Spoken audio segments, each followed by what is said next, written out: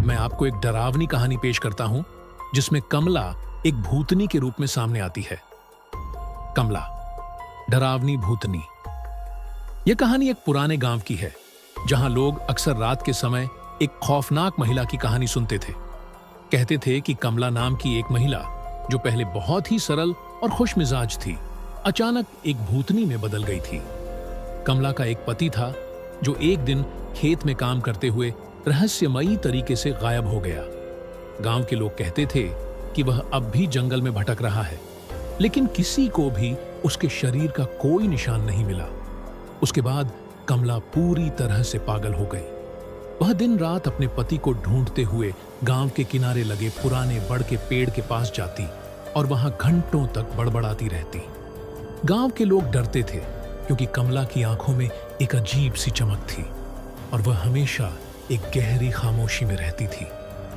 धीरे धीरे उसकी शक्ल और भी डरावनी होती चली गई। उसकी हंसी में एक अजीब सा दर्द था जो सुनकर लोग डर से कांप जाते थे।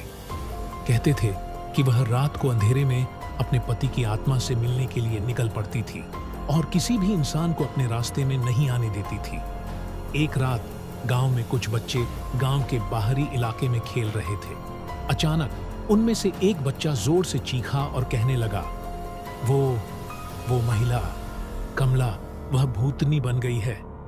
बच्चों ने देखा था कि एक सफेद कपड़ों में लिपटी हुई महिला, जिसकी आंखें पूरी तरह से सफेद हो चुकी थीं और चेहरा खौफनाक रूप से मुड़ा हुआ था, उन्हें घूर रही थी। उसकी हंसी हवा में घुलकर गूंज रही थी।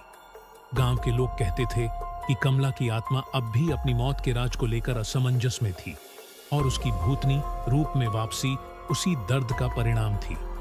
एक दिन गांव के कुछ बहादुर लोग इकट्ठा हुए और उन्होंने तय किया कि वे कमला के भूत से निपटने के लिए उसके घर जाएंगे। जब वे वहां पहुंचे तो उन्होंने देखा कि घर के अंदर सन्नाटा था, लेकिन जैसे ही वे अंदर कदम रखते, एक खौफनाक ठंडक उनके शरीर में समा गई। कमला की आत्मा वहीं मौजूद थी।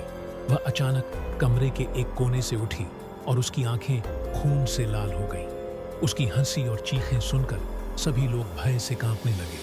वे समझ गए कि कमला की आत्मा का शांति पाने का कोई रास्ता नहीं था, क्योंकि उसकी मृत्यु अब भी रहस्यमय थी। गांव के लोग अब भी कहते हैं, रात के समय कमला की आत्मा कहीं न कहीं भटकती रहती है। जो भी उसके रास्ते में आता है, वह उसे अपने साथ खींच ले जाती है।